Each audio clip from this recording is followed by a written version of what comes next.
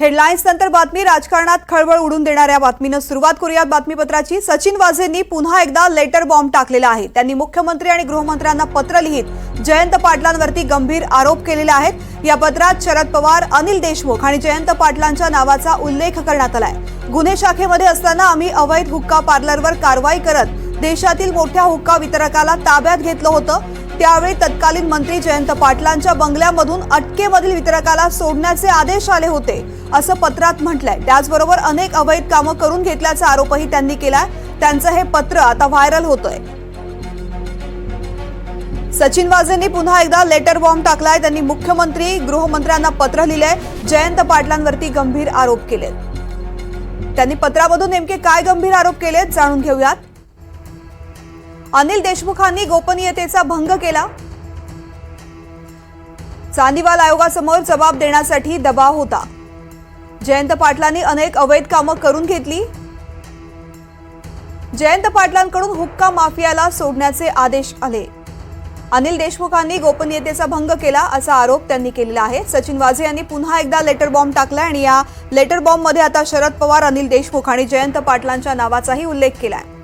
अभिषेक मुठाळ माझे सहकारी आपल्यासोबत आहेत। अभिषेक, आधीच सचिन वाझेंनी केलेल्या आरोपामुळे राजकारणात खळबळ माजली असताना आता आणखीन एक लेटर बॉम्ब आणि त्या लेटर बॉम्ब मध्ये थेट शरद पवारांचा उल्लेख।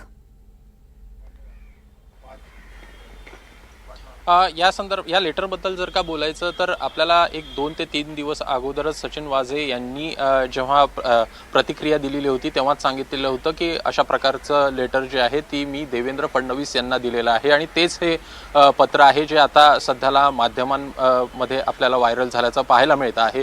यात प्रामुख्यानं पाहायचं तर ज्या प्रकारे अनिल देशमुख यांच्यावर आरोप करण्यात आलेले आहेत त्याचसोबत शरद पवार असेल किंवा मग जयंत पाटील असेल या दोघांवरही आपल्याला गंभीर आरोप जे आहेत ते होताना पाहायला मिळत आहेत। एकूणच कुठेतरी आपल्यावर दबाव होता अशा प्रकारचं वक्तव्य देखील आपल्याला या पत्रामधनं सचिन वाझे करताना पाहायला मिळत आहेत। जे अनिल देशमुख हे कामं सांगायची ती कुठेतरी शरद पवार यांच्याकडनं आली आहे किंवा मग जयंत पाटील यांच्याकडनं आलेली आहेत हे म्हणत आपल्यावर दबाव टाकला जायचा आणि ती कामं करून घेतली जायची अशा प्रकारचा आरोप देखील यामध्ये पत्राच्या माध्यमातून सचिन वाझे करताना पाहायला मिळत आहेत। एकूणच हे वक्तव्य देखील त्यांच्याकडनं करण्यात आलेलं होतं। जयंत पाटील यांचं नाव देखील त्यांच्याकडनं समोर आणलं गेलेलं होतं आणि त्यामुळेच मोठ्या प्रमाणात जे संशयाची सुई आहे ती सचिन वाझेंकडे देखील फिरल्याचं आपल्याला पाहायला मिळालेलं होतं। आणि नेमकं यामध्ये कुठंतरी सचिन वाझे हे कशा प्रकारे अनिल देशमुख यांना यामध्ये अनिल देशमुखांनी कशा प्रकारे आपल्याला यामध्ये गवण्यात आलं ह्या प्रकारचं वक्तव्य जे आहे ते देखील सचिन वाझे आपल्याला या संपूर्ण पत्राच्या माध्यमातून करताना पाहायला मिळत आहेत। एकूणच कोर्टामध्ये देखील हे आपल्याला पत्र जे आहे ते सादर होताना पाहायला मिळणार आहे। एकूणच अनेक गंभीर आरोप आपल्याला पाहायला मिळत आहेत। दुसरीकडे जर पाहायचं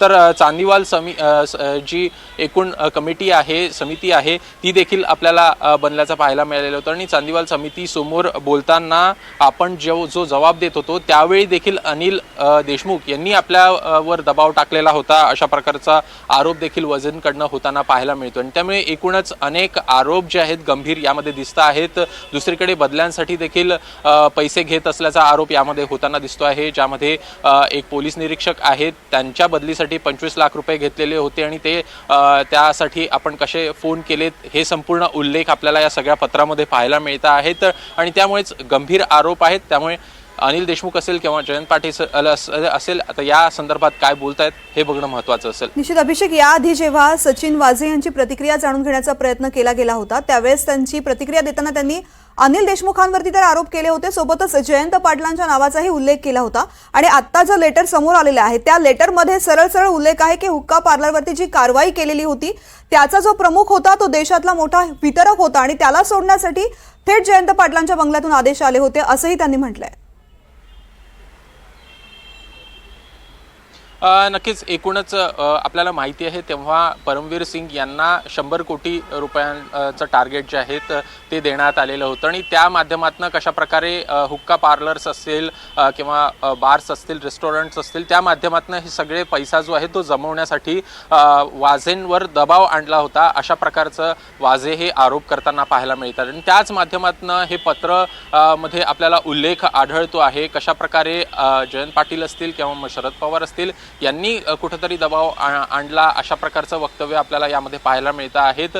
एकूणच अनिल देशमुख हे आपल्यावर दबाव आणत होते अशा प्रकारे वारंवार या पत्रामधनं उल्लेख जे आहेत ते आपल्याला करताना पाहायला मिळत आहेत. दुसरीकडे जर का पाहायचं तर चांदीवाल समिती आहे त्यासमोर देखील अनिल परब यांनी पूर्णपणे तोंडघशी पाडले.